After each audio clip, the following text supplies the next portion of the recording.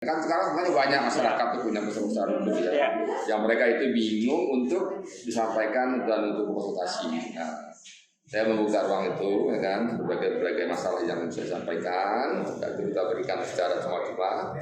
Tapi ya mereka ya kita harapkan juga bisa sambil ngopi. Keynote speaker. Pak, saya Fauzan gitu kan, Jadi pengen tanya-tanya, ini lagi ada soft opening kopi pengacara pengacara. Ini kalau boleh tahu kenapa sih harus namanya kopi pengacara gitu?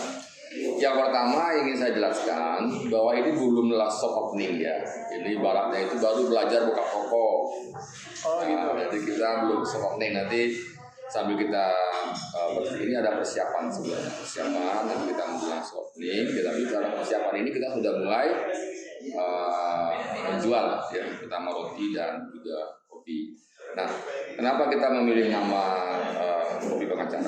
Karena memang ini adalah brand ya, brand yang memang brand itu kan harus punya ciri khas yang berbeda dengan yang lain. Dan kebetulan saya juga adalah seorang pengacara, ya kan, maka toko ini, warung kopi ini juga akan menjadi sarana untuk saya menjalankan profesi sebagai pengacara. Nah, nanti akan banyak ada beberapa orang masyarakat yang ingin berkonsultasi tentang masalah-masalah hukum, ya, bisa di toko kopi ini, ya kan. Ya nanti ya mungkin tidak bisa kita kenakan bayaran untuk konsultasinya, tapi untuk kopinya ya dia Jadi kalau misalnya kelebihannya sendiri sebenarnya ada konsultasi, ada konsultasi hukumnya ya, gitu ya, Pak. Kan sekarang sebenarnya banyak masyarakat tuh punya besar hukum ya, yang mereka itu bingung untuk disampaikan dan untuk konsultasi. Nah, saya membuka ruang itu, ya kan, berbagai masalah yang bisa disampaikan, itu kita berikan secara cuma-cuma. Tapi ya mereka ya kita harapkan juga bisa sambil ngopi. Iya, biar sambil santai. Pikirannya fresh ya, Pak. Ya. Karena kan kopi ini kan autentik dengan suasana santai, suasana keakraban.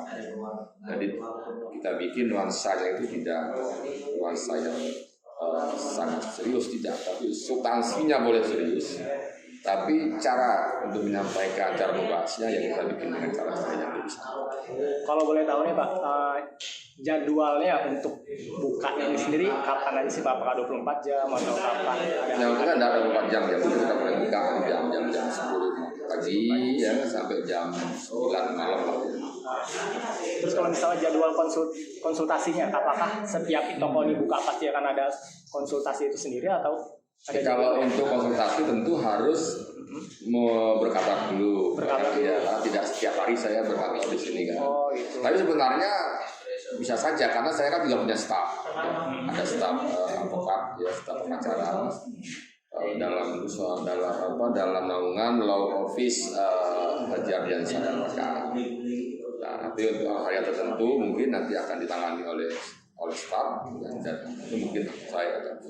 Kalau misalnya ada masyarakat ini Pak, masyarakat yang pengen mengadukan masalah hukum atau konsultasi masalah hukum, itu prosedurnya seperti apa? Apakah langsung datang ke sini atau ada tadi misalnya by WhatsApp atau ada aplikasinya untuk pendaftaran atau seperti apa? Pertama yang sangat kalau memungkinkan by telepon, kalau bisa memungkinkan by WhatsApp ya by WhatsApp. Kalau memang harus ketemu. Kita ini kan lebih pada substansi. Sebenarnya tidak mesti semua perusahaan itu dibicarakan dengan cara ketemu. Kadang-kadang sebenarnya masalahnya sangat sepele sebenarnya. Tapi karena memang mereka tidak mengerti menjadi tidak sepele. Karena setelah kita tahu mungkin mereka merasa tahu dan sehingga kalau memang tidak perlu ketemu tidak tahu.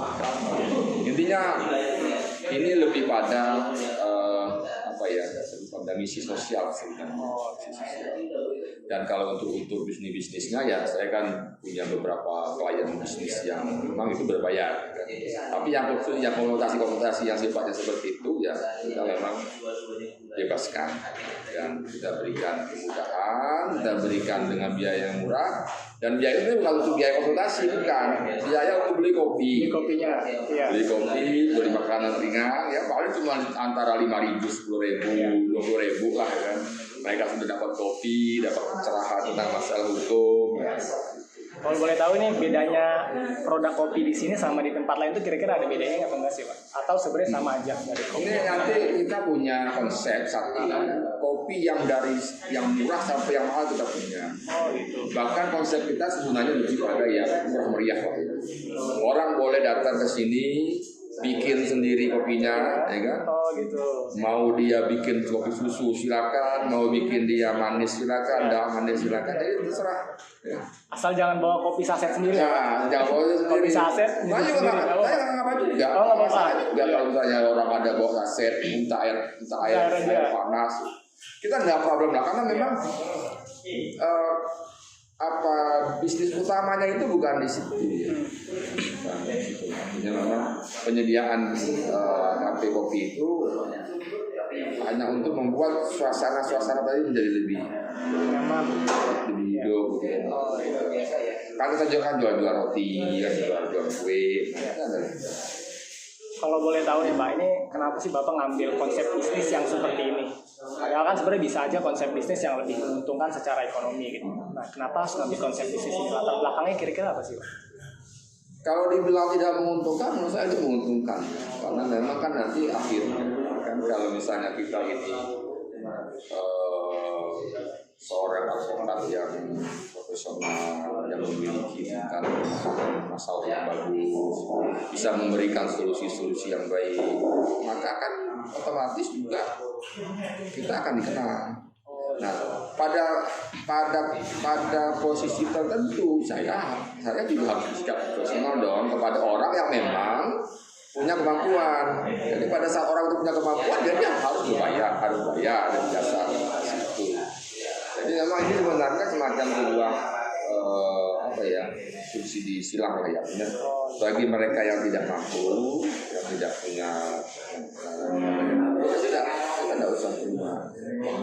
Tapi bagi yang mampu ya kita harus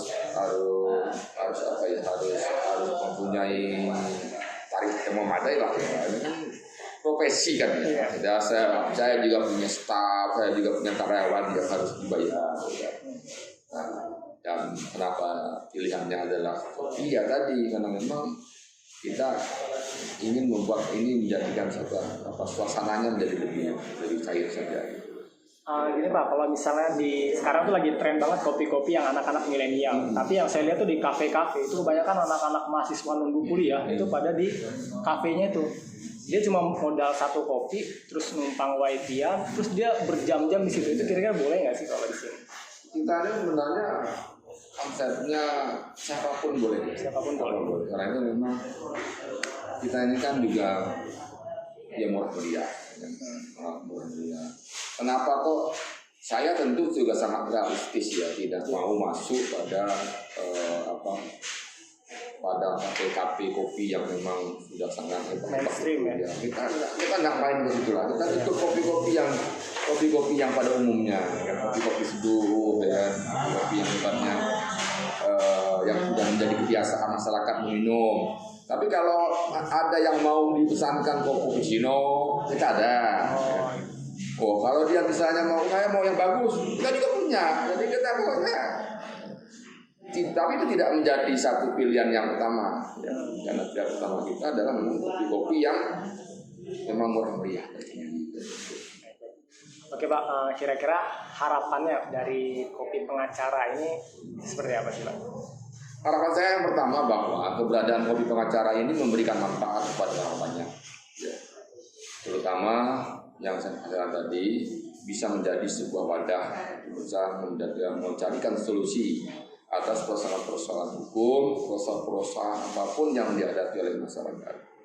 Masyarakat kita sebenarnya banyak sekali problem yang sebenarnya menurut saya sangat sederhana cara pemecahannya. Tapi karena memang mereka itu tidak punya akses, mereka tidak punya koneksi yang baik, mereka bingung untuk sampaikannya kemana, akhirnya menjadi tidak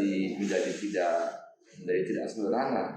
Nah, saya ingin memposisikan sebagai penghubung tadi untuk menyederhanakan masalah itu. Jadi bisa jadi masalah hukum, ya masalah apa saja lah, ya kan, yang bisa dikonsultasikan. Mungkin juga nanti masalah bisnis, ya. Tapi masalah politik masuk nggak nih Pak? Kayak ada kan Mungkin masalah politik, ya. Karena memang karena background saya sebagai seorang pers juga kan, tentu juga banyak hal yang bisa saya tangkap, ya kan? Terutama masalah pers juga banyak sekali masyarakat itu yang sekarang ini dihadapi oleh perilaku oknum-oknum pers yang tidak profesional. Mereka merasa diperas, merasa dikerjai, kan? Nah ini kan sebenarnya persoalan ini menjadi sangat sederhana kalau, ya kan, dia mengkonsultasikannya dengan orang yang tepat. Saya sudah hampir sudah 30 tahun berkecimpung di dunia pers, sangat mengerti kan bagaimana menghadapi perilaku pers, bagaimana menghadapi para oknum-oknum pers yang cenderung bersikap tidak profesional, bagaimana menghadapi para LSM, ya kan, para politikus, ya kan. Ini kan bagian yang memang selama ini saya tekuni, kan.